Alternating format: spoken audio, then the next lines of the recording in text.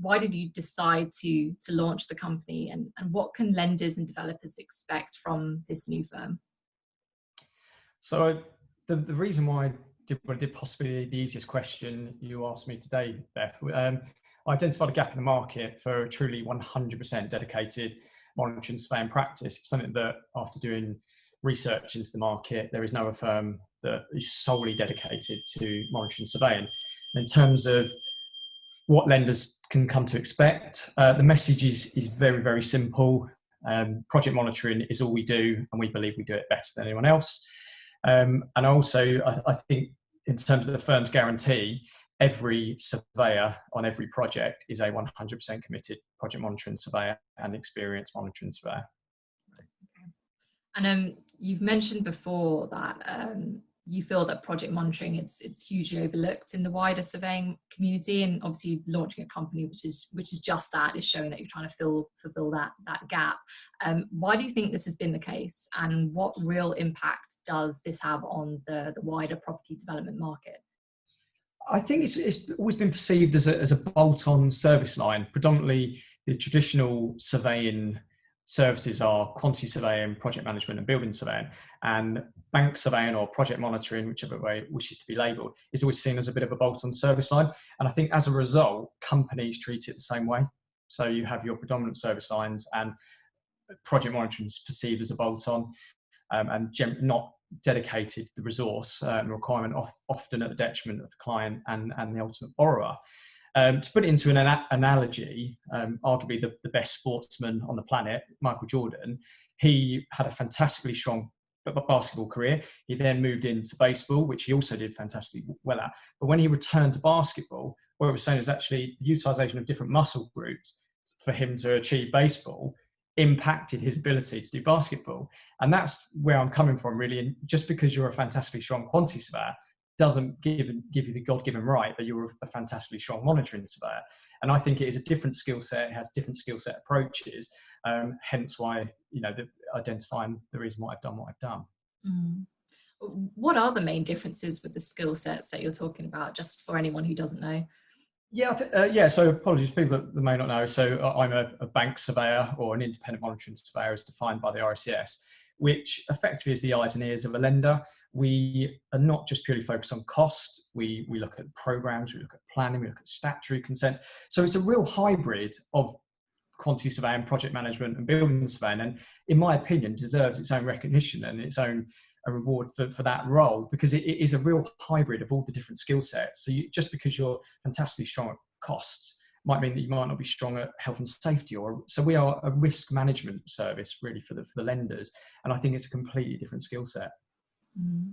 And do you think the art of project monitoring and the associated due diligence that you have to do with it has changed or adapted since March the 23rd, since lockdown began? And do you expect this to continue afterwards? Yeah, I think it definitely has. And I think that's more around protocol. I think that the process in terms of what we do, the role, the remit hasn't changed at all. The requirement for risk management is still fundamental. Arguably, it could be even more brought to the front line. But I think it's impacted process and how things are undertaken. So, for example, it's impacted physical site inspections, where we need to ensure that we're complying to COVID protocol, the right PPE. My opinion, I'm not saying this is right or wrong, but there is no reason why a monitoring surveyor cannot go to site. If the sites are in operation and all the operatives are able to work in conformance with COVID requirements, there's no reason why the monitor can't. From my perspective, I've attended the sites on my own, so I've been unescorted to avoid contact with anyone, which I'm very capable of doing. I've undertaken my inspection, and then I've held the meetings that normally I'd host on site virtually. Like today, possibly this might have been done face to face. I think what it's done is it's really enhanced technology and demonstrated how important and how beneficial technology is the way we work now. Mm-hmm. So I think it's given that opportunity actually to demonstrate the benefits of technology on site. But I don't think the role or the requirements changed. Sure.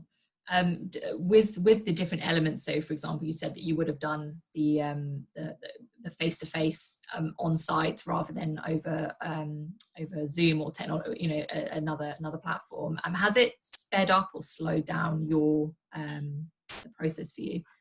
I'll be honest, I think it slowed it down a bit. And the reason for that is I think the benefit of the site meetings, I think you can kind of get things closed off quite quickly. Whereas sometimes with a Zoom call or a virtual telephone call, the things I'm doing is I'm reviewing costs, I'm reviewing programs. So normally it's me firing a question or saying my assessment is X, to which there may be an answer, but then there's a follow-on after that.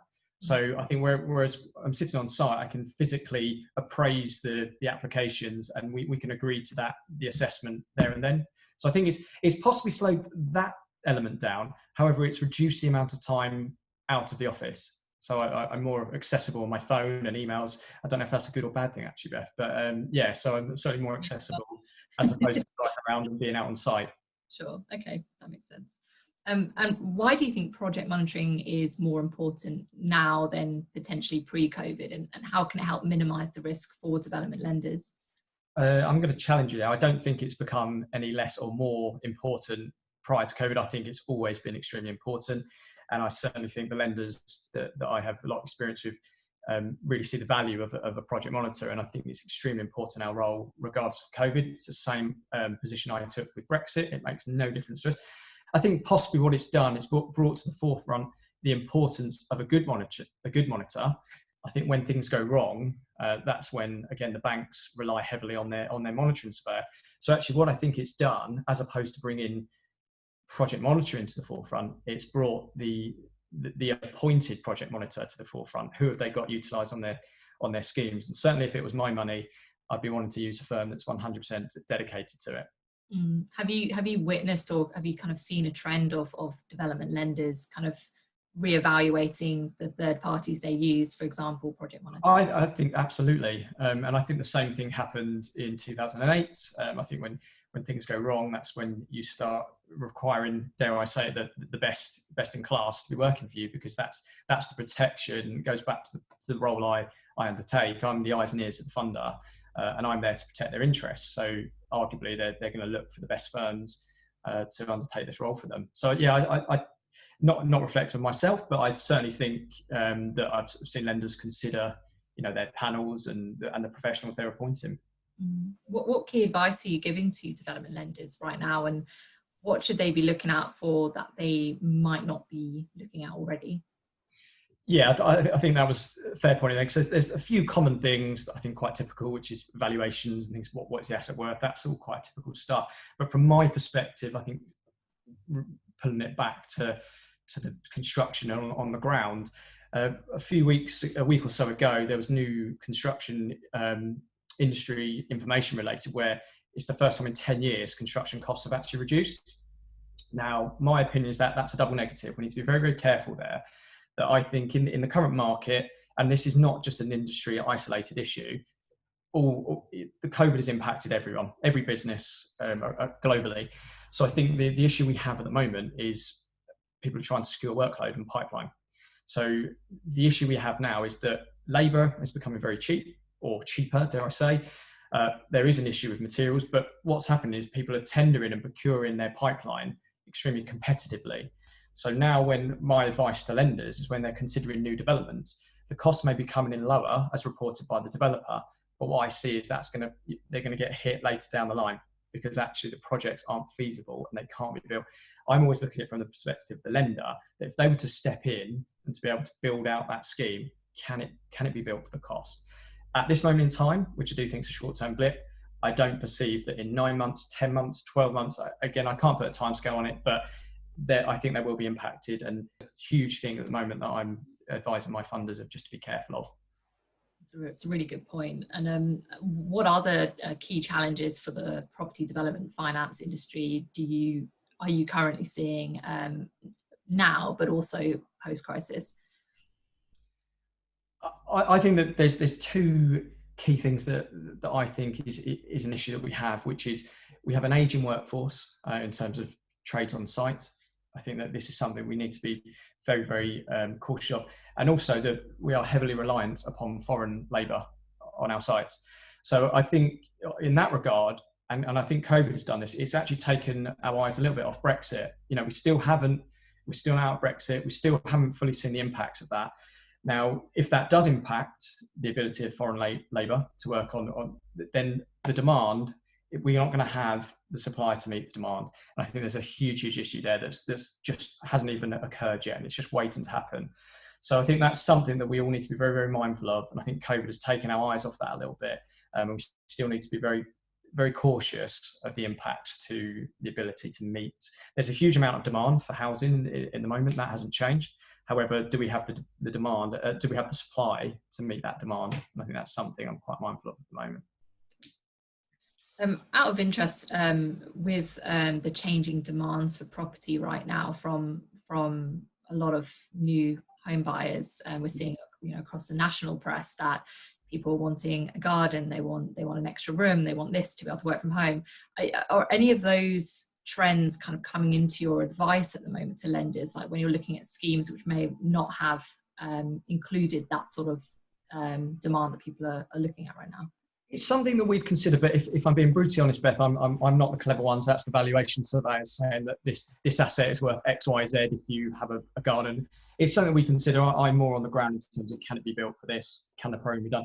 But it is certainly something that has become more widespread and people are now considering. And I think that is the case if we've all been locked in our current accommodations for a number of months now. So I think it's given people the opportunity to review and analyse, is this where I want to be? Am I considering moving more rural? These are all questions and all new things that are coming about that possibly wouldn't have been considered prior to COVID. Sure. And then finally, for those who don't already know, how did you get into the industry? Are you trying to intimate that people don't know who I am, Beth? That's very upsetting. No, for the people that don't know, yeah, I got into my dad's a carpenter, so he's based on site. And in my younger years, I used to help him out on site, labouring and hog carrying, and I actually really enjoyed the role. And I wanted to be a carpenter. I wanted to follow my dad, and he told me not to do that and to be one of the cool guys in a suit who used to drive around in these nice cars, which turned out to be a surveyor. So then I researched into the role of a surveyor, decided that sounded really good, went to university, got my degree in surveying, came out, become a chartered surveyor, and the rest is history, as they say. What about project monitoring? Was that something which you just enjoyed the most, and that's why you decided I want to strictly? Yeah, I'd say I'm a chartered QS MRICS surveyor by trade. I've specialised in bank surveying. I did a placement within a bank where I got full exposure to the client side role of that, and really enjoyed it, and thought actually there's a huge value piece here for the surveyors on the other side of the fence. So yeah, that's how I became exposed to the project monitoring side, and so I absolutely love it. And if you weren't doing this, what would you be doing? Oh, I'd be a very happy man.